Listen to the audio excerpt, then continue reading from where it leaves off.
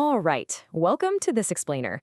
Today we're going to completely demystify Shakespeare's hilarious 1601 comedy, Twelfth Night. We are breaking down its whole tangled web of mistaken identities and crazy love triangles into really simple, easy-to-understand points. So whether you're prepping for a big exam or you just love a good story, we're going to make absolutely sure you grasp exactly who is who loves whom, and why this play is still considered a total masterclass in comedy even 400 years later. Okay, let's just quickly run through our roadmap for today. We'll cover our setup, shipwrecks and disguises, then move into the ultimate love triangle, followed by pranking the proud steward, twin trouble causes chaos, resolutions and happy endings, and finally, we'll wrap up with themes, symbols, and lessons. Section 1. Setup, shipwrecks and disguises. Well, every great story needs a catalyst, right? And ours is a massive shipwreck off the coast of a place called Illyria. This wreck separates our main heroine, Viola, from her twin brother, Sebastian. Believing he's completely drowned, Viola finds herself entirely alone in a strange land. And being a woman alone in this society was incredibly dangerous. So she makes a desperate move just to survive. She disguises herself as a young boy and takes the name Cesario. Disguised as a boy, she actually manages to get a job working for the local ruler, Duke Orsino. This one survival tactic is absolutely crucial because it sets the stage for the play's entire main theme of appearance versus reality. Section 2. The ultimate love triangle. So things get complicated really quickly. Duke Orsino is totally obsessed with a wealthy lady named Olivia, but she's mourning her dead brother and refuses to see anyone at all. So Orsino sends his brand new servant, Cesario, to woo her for him. And this is where we get this perfectly messy reality TV level triangle. Orsino loves Olivia, Olivia rejects Orsino, but she instantly falls head over heels for his messenger, Cesario. But remember, Cesario is actually Viola in disguise. And to top the whole shebang off, Viola has secretly fallen in love with her boss, Orsino. Literally, everyone is passionately pining for the absolute wrong person.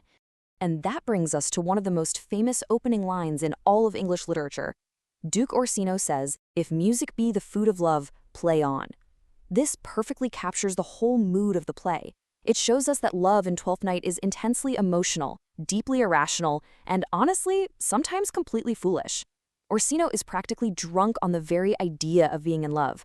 By saying, "If music be the food of love, play on," he basically means he wants to hear so much music that he actually makes himself sick of love and just gets over it entirely.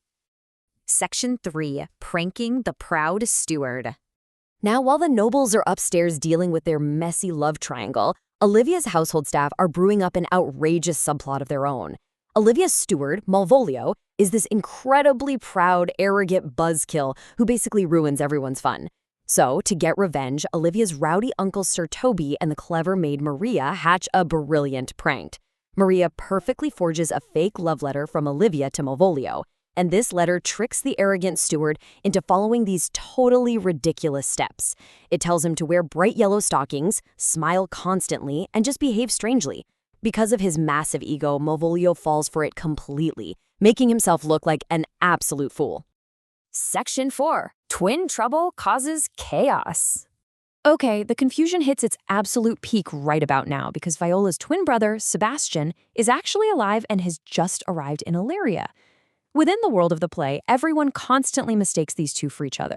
You have Cesario, who is really Viola, struggling to keep her secret, and then you have Sebastian, who has literally no idea what is going on. This leads to massive chaos. For instance, a man named Antonio gets arrested and feels horribly betrayed when he asks Cesario for help, thinking it's his friend Sebastian. Meanwhile, a foolish knight challenges Cesario to a duel, putting Viola in some pretty terrible danger.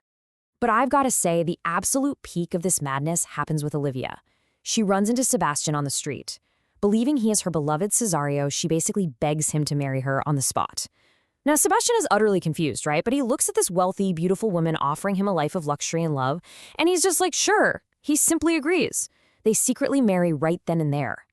It really highlights the total madness of judging others strictly by their outward appearance, instead of the truth, seeing as they literally accidentally married a complete stranger. Section 5. Resolutions and happy endings. So the tension finally breaks when, for the very first time in the entire play, Viola and Sebastian stand in the exact same room at the same time. Once the twins actually see each other, they realize they both survived the shipwreck. With the truth finally out, Orsino discovers that his loyal servant Cesario is actually Viola, a woman, and he realizes his true love has been right beside him all along. Olivia is just thrilled to find out she is legally married to Sebastian, who is essentially the male version of the person she fell in love with anyway. Unfortunately, Malvolio storms off, angrily swearing revenge for the prank, but overall, patience and truth solve the misunderstandings and we get a happy ending. Before we leave the plot behind completely, I really want to highlight this brilliant line from Viola. When she's still disguised and trying to just subtly hint at her true identity to Orsino, she says, "I am all the daughters of my father's house and all the brothers too." This is such a powerful moment. It proves that intelligence, loyalty, and courage are absolutely not limited by strict gender roles. Viola survived and thrived in a man's world using nothing but her own wits. Section 6, Themes, Symbols, and Lessons. Okay, let's untangle what all this chaos actually means for us by looking at the core symbols. These symbols are really the anchors of the play. Disguise represents how appearance rarely matches reality. The shipwreck? Well, that symbolizes a total reset, a messy new beginning. The yellow stockings are a hilarious visual showing how pride makes people act like total fools. And finally, music symbolizes the intense, overwhelming nature of human emotion. Together, these show us that pride leads to foolishness and true love requires absolute honesty. Now, for those of you prepping for your English exams, you'll definitely want to grab a pen and jot these details down. This neatly packages all the vital, testable structure of the play into one clear view. Remember, it's a comedy by Shakespeare, set in Illyria. Your core heroes are Orsino and Viola. Interestingly, there's no true villain in Twelfth Night. Malvolio acts as an antagonist, sure, but he's more of an obstacle than some evil mastermind. And always remember your major themes: love, disguise, appearance versus reality, and gender roles. As we wrap up this explainer, I want to leave you with something to really ponder. We just spent all this time watching characters hide their true selves and suffer a cascade of confusion because of it. As you think about Viola's desperate survival tactic and Malvolio's blinding, foolish pride, ask yourself this. In a world still utterly obsessed with appearances, how often do our own disguises get in the way of making a true connection? Consider how taking off our own masks might just be the key to avoiding a comedy of errors in our own lives. Thanks for learning with me today, and keep searching for the reality beneath the appearance.